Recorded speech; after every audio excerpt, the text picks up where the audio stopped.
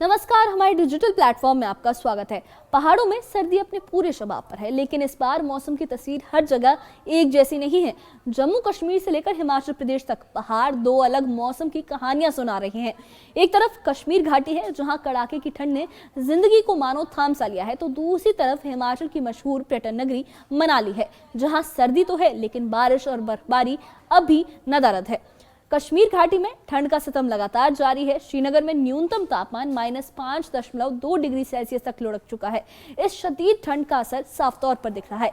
डल झील के कुछ हिस्से जमने लगे हैं। घाटी में बर्फीली खामोशी पसरी हुई है और सुबह शाम जमा देने वाली हवाएं आम जनजीवन को मुश्किल बना रही हैं। लोग रोजमर्रा की जरूरतों को पूरा करने के लिए ठंड से जूझते नजर आ रहे हैं। वहीं दूसरी ओर हिमाचल प्रदेश की मनाली घाटी में हालात बिल्कुल उलट हैं। यहाँ बीते करीब 3 महीनों से ना तो बारिश हुई है और ना ही बर्फबारी। सर्दियों के बीच सूखे जैसे हालात बनते जा रहे हैं। किसान और बागवान आसमान की ओर टकटकी लगाए बैठे हैं, क्योंकि फसलों और सेब के बागानों को नमी की सख्त जरूरत है।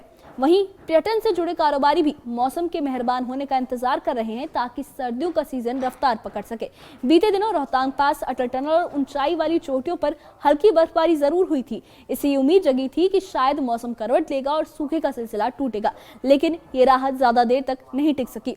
निचले इलाकों में ना तो बारिश हुई और ना ही बर्फबारी। इसके बाद मौसम फिर से साफ हो गया और घाटी में गुनगुनी धूप खिल उठी, लेकिन किसानों और पर्यटन कारोबार से जुड़े लोगों की चिंता जस की तस बनी हुई है। कुल मिलाकर पहाड़ों में मौसम का ये जो बदला मिजाज है, ये सिर्फ ठंड तक सीमित नहीं है, बल्कि इसका असर जनजीवन, खेती और पर्यटन तीनों पर साफ तौर पर दिखाई दे रहा है। एक तरफ कश्मीर में ठंड जिंदगी को जकड़े हुए है, तो दूसरी तरफ मनाली में बर्फबारी का इंतजार और भी ज्यादा लंबा होता जा रहा है।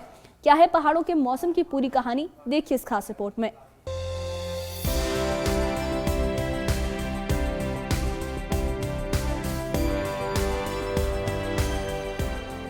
कश्मीर घाटी में ठंड का सितम लगातार जारी है।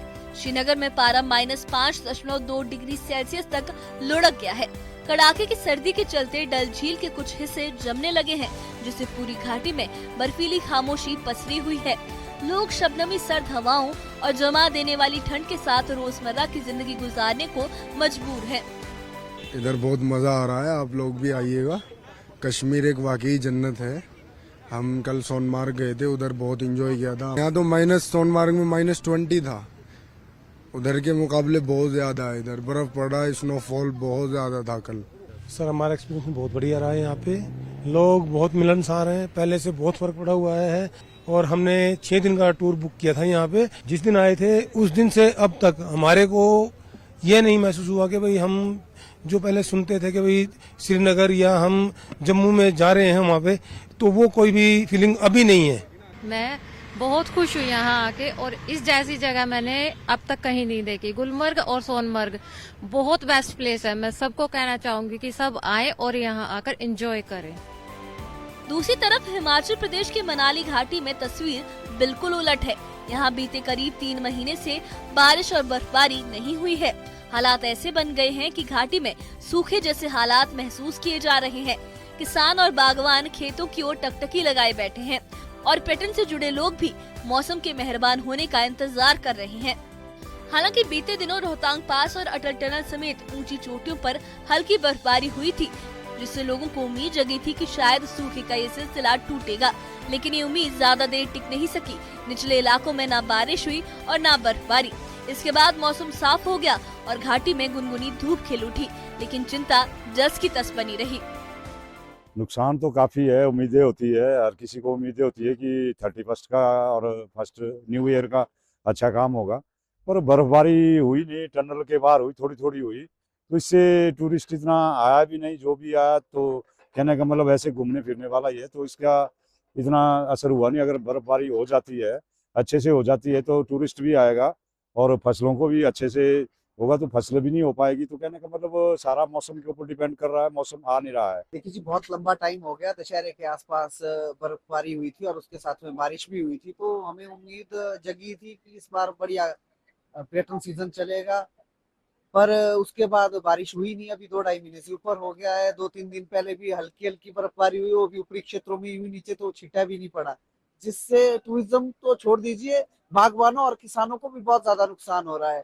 अभी बहुत सारे काम होने हैं बागवानी और किसानी में, जिस ये बारिश नहीं आने के कारण और बर्फबारी नहीं होने के कारण वो काम नहीं हो पा रहे हैं।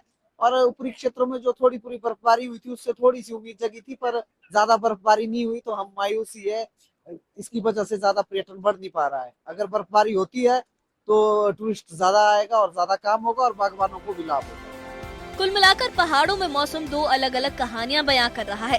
कश्मीर में शदीद ठंड जिंदगी को थामे हुए है, तो मनाली में बर्फबारी का इंतजार लंबा होता जा रहा है। एक तरफ जमी हुई झीलें हैं, तो दूसरी तरफ सूखी धरती और अधूरी उम्मीदें। अब नजरें आसमान पर हैं कि कब मौसम करवट ले और पहाड़ों को राहत मिले। Bureau report, news 18। तो तस्वीर साफ है, पहाड़ों में इस बार मौसम एक जैसा नहीं है। कश्मीर घाटी में शदीद ठंड ने डल झील तक को जमा दिया है और आम जिंदगी सर्द हवाओं के बीच सिमट कर रह गई है। वहीं हिमाचल की मनाली घाटी में सर्दी के बावजूद बारिश और बर्फबारी का इंतजार खत्म होने का नाम नहीं ले रहा।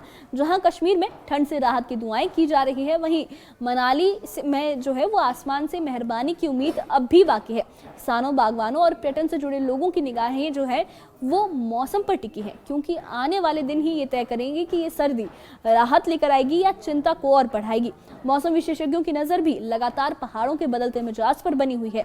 फिलहाल पहाड़ जो हैं, जो जम्मू कश्मीर के पहाड़ हैं और हिमाचल के पहाड़ हैं, दो अलग अलग हालातों से गुजर रहे हैं।